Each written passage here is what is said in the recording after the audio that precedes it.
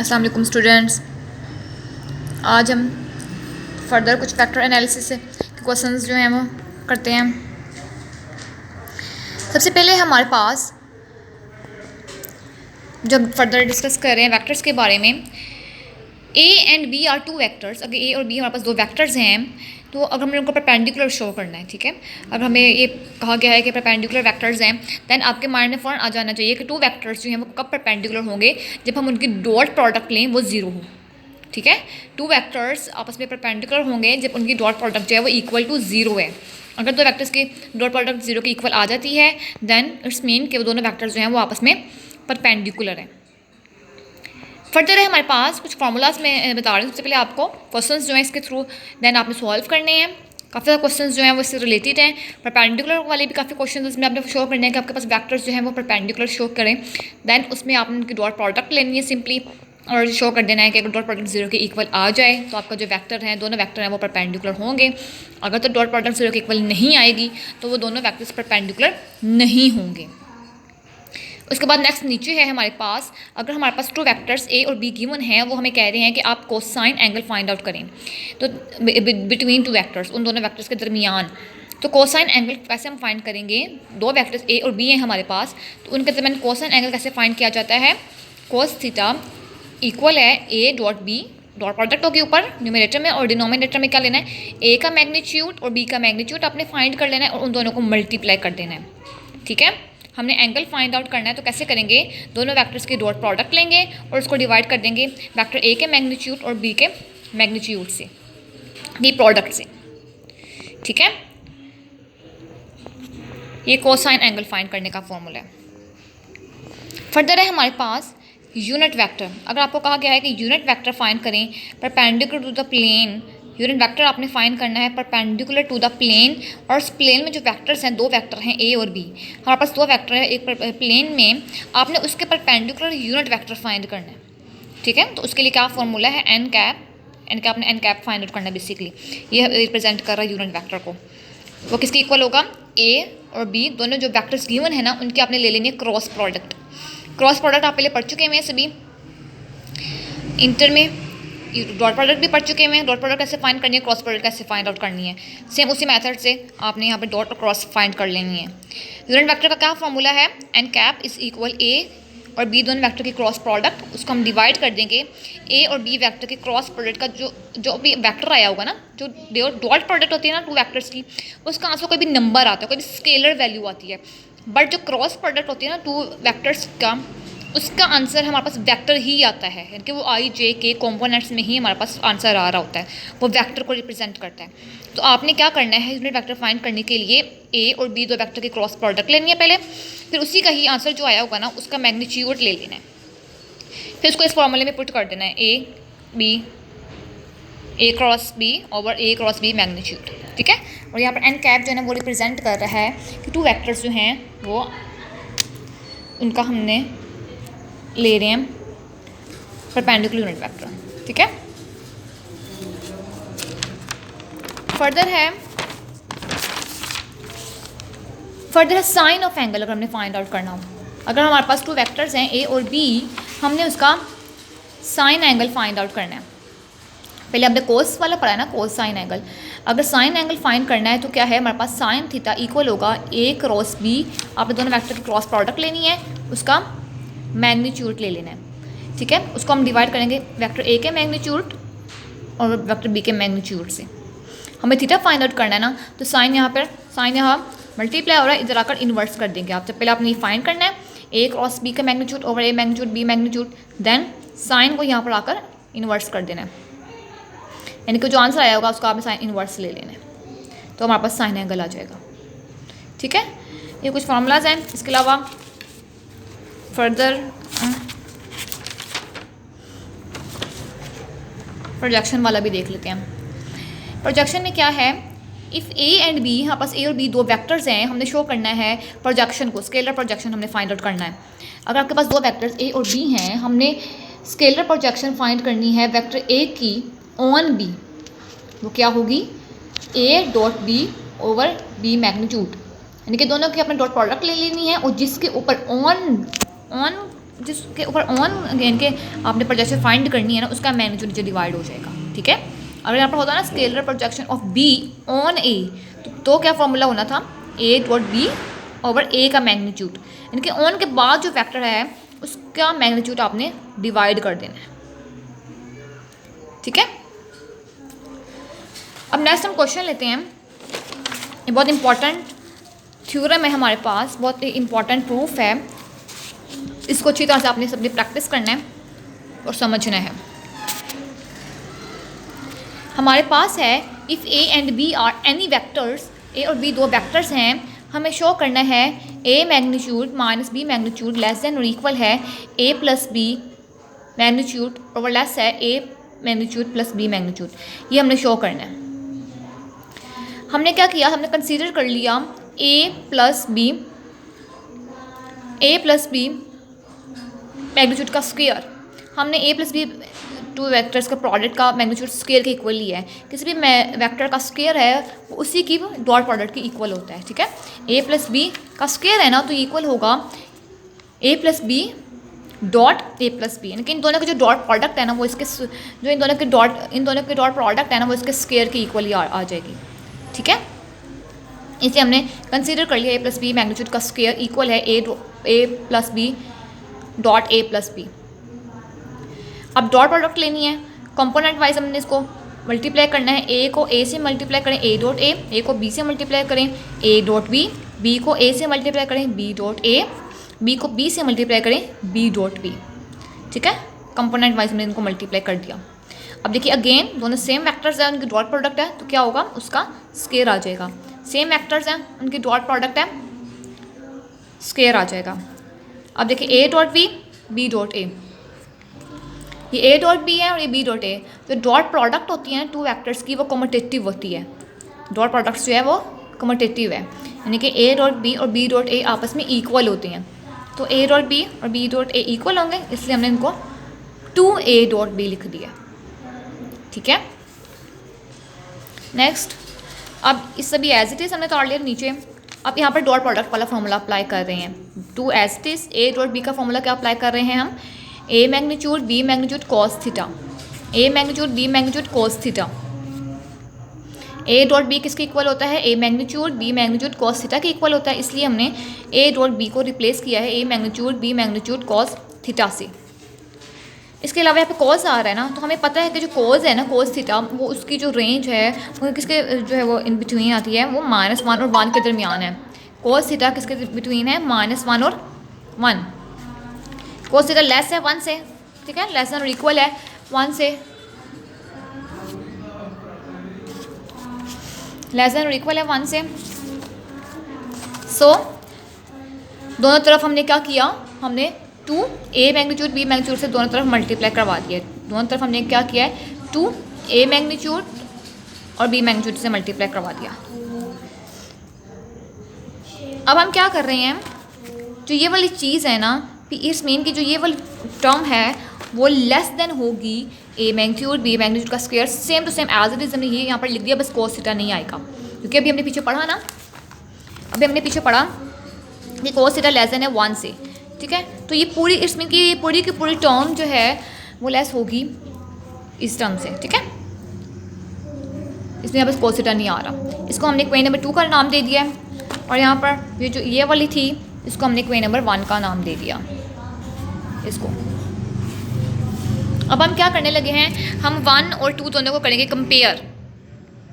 a plus B का square देखिए 1 में किससे लेस है, a का मैग्नीट्यूड का स्क्वायर b मैग्नीट्यूड का square plus 2a magnitude b magnitude cos theta. और यहाँ पर ये हमारे पास ये फर्दर जो है, फर्दर वो कह रहे हैं कि वो जो ये वाली टर्म है ये लेस है इससे। इट्स मीन कि जो ये वाली टर्म है ये भी लेस होगी इससे, ठीक है, इससे लेस होगी ना, इसलिए हमने कंबाइन कर लिख दिया, कंपेयर करके लिखा a प्लस बी मैग्नीट्यूड का स्क्वायर लेस है ये पूरी a प्लस बी का मैग्नीट्यूड का स्क्वायर लेस है इक्वल है a का स्क्वायर b का स्क्वायर और प्लस 2ab, कंपेयर करके लिख दिया हमने डायरेक्ट, ठीक है। अब देखिए अगर मैं राइट साइड पे देखूँ तो a मैग्नीट्यूड का स्क्वायर b मैग्नीट्यूड का square plus 2a magnitude b magnitude आ रहा है, ये हमारे पास फॉर्मूला बन रहा है ना, a square plus b square plus 2ab इसलिए मैंने यहाँ पर ये फॉर्मूला बना दिया मैग्नीट्यूड प्लस बी मैग्नीट्यूड का होल का स्क्वायर। अब दोनों साइड पे स्क्वायर है, अंडर रूट लिया हमने, स्क्वायर ख़त्म हो जाएगा। A plus B magnitude less than equal है A magnitude plus B magnitude. इसको मैंने क्वेश्चन नंबर 3 का नाम दे दिया है, ठीक है। क्या आ गया? 3 आ गया। अब नेक्स्ट नीचे देखिए, ए मैग्नीट्यूड लिया मैंने लेफ्ट साइड पर। अब ए मैग्नीट्यूड है ना, ए वेक्टर का मैग्नीट्यूड है, तो इसको मैं ये लिख सकती हूँ ना, ए मैग्नीट्यूड मैंने क्या किया, इसमें प्लस कर दिया है बी और माइनस भी कर दिया है। हम इस फॉर्म में लिख सकते हैं, ए को प्लस भी कर दिया है और माइनस भी कर दिया है बी को। तो ये टर्म जो है हमारी वो लेस होती है, जो A plus B magnitude minus B जो है वो लेस होगा ए प्लस बी का मैग्नीट्यूड प्लस माइनस बी का मैग्नीट्यूड, ठीक है। इट्स मीन कि ये पूरी टर्म जो है वो लेस होगी ए मैग्नीट्यूड से भी। अब माइनस बी का जो मैग्नीट्यूड है वो इक्वल आ जाएगा बी के मैग्नीट्यूड से, क्योंकि मॉड है ना, मैग्नीट्यूड है, तो वो मैग्नीट्यूड जो है वो माइनस वाले का भी सेम ही आएगा और प्लस वाले का भी सेम ही आएगा। इसलिए ये हमने इसको बी माइनस बी के मैग्नीट्यूड को रिप्लेस कर दिया बी के मैग्नीट्यूड से। अब प्लस बी जो है ना वो यहाँ पर पड़ रहा है प्लस बी का मैग्नीट्यूड, तो वो लेफ्ट साइड पर हो जाएगा जाकर माइनस। बी का मैग्नीट्यूड यहाँ प्लस हो रहा था, वो राइट साइड पे जाकर लेफ्ट साइड पे जाकर हो जाएगा माइनस, ठीक है। तो हमारे पास क्या आ गया, हमारे पास आया है A magnitude minus B magnitude less than और इक्वल है ए प्लस बी मैग्नीट्यूड से, ठीक है। तो अभी हमने इसको एक नंबर 4 का नाम दे दिया। अगर हम थर्ड में देखें तो थर्ड में हमारे पास है A plus B magnitude less than और इक्वल है A magnitude plus B magnitude से। और अगर मैं देखूं फोर्थ में तो वो है A magnitude minus B magnitude less than और इक्वल है ए प्लस बी मैग्नीट्यूड से। अगर मैं दोनों को कंबाइन कर लूँ थर्ड और फोर्थ को, तो ये मेरे पास एक फाइनल जो है टर्म बनती है, जो आता है हमारे पास answer A magnitude minus B magnitude less than है ए प्लस बी मैग्नीट्यूड से, और further A plus B magnitude जो है वो लेस देन है ए का मैग्नीट्यूड प्लस बी का मैग्नीट्यूड, ठीक है। यही हमें फाइंड आउट करना था, यही हमने प्रूफ करना था। ये बहुत इंपॉर्टेंट थ्योरम है, इसको आपने अच्छी तरह से प्रैक्टिस करना है, अच्छी तरह से समझना है, सॉल्व करना है।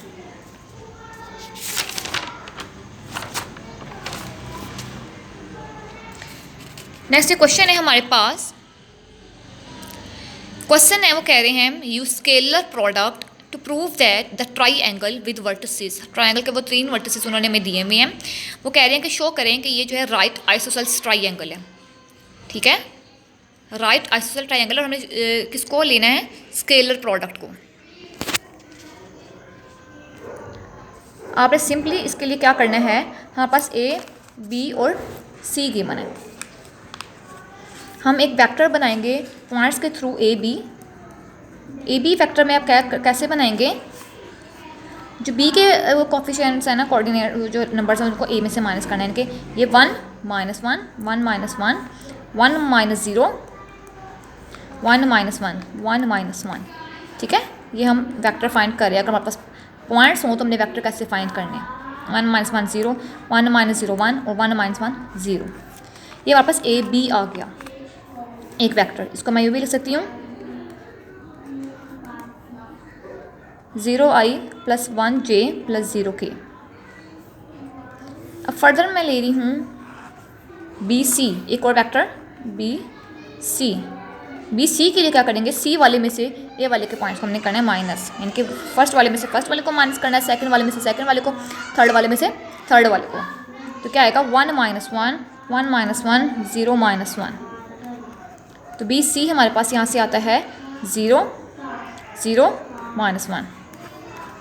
अगर मैं इसको वेक्टर फॉर्म में लिखूँ 0i 0j -1k, ये बी सी आ गया।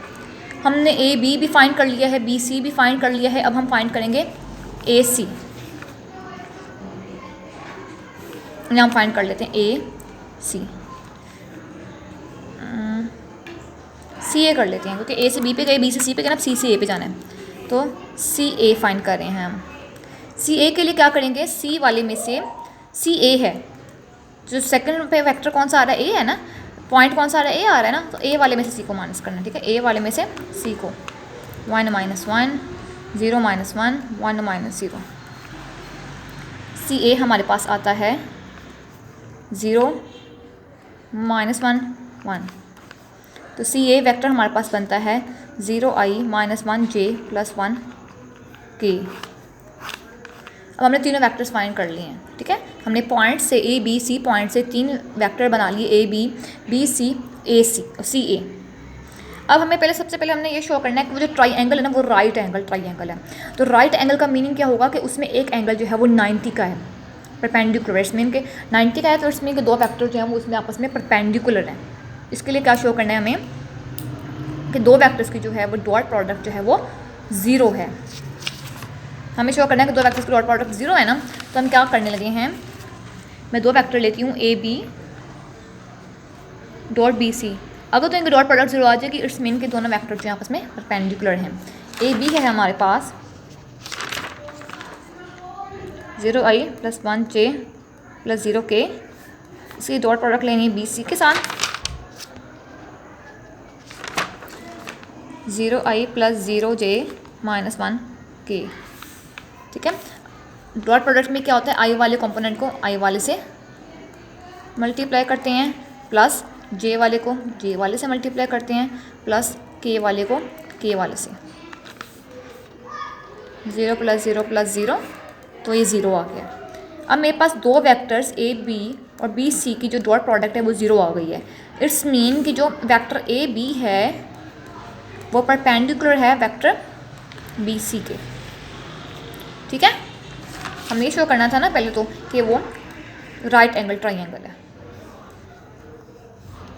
Right ISOCELL triangle. मैंने राइट एंगल शो कर दिया। अब आइसोसेल्स के लिए क्या करना है कि जो ये दोनों ही साइड जो मैंने ली हैं ए बी और बी सी, मैं इनका ले लेती हूँ मैग्नीट्यूड। अगर तो दोनों का मैग्नीट्यूड सेम आएगा तो इसमें इनकी लेंथ दोनों की सेम है। ए बी का मैग्नीट्यूड लेते हैं, ए बी है हमारे पास ये 0i 1j 0k, तो 0 का स्क्वायर 1 का स्क्वायर और 0 का स्क्वायर जो क्या आ जाएगा 1। इसी तरह मैं बी सी का मैग्नीट्यूड लेती हूँ।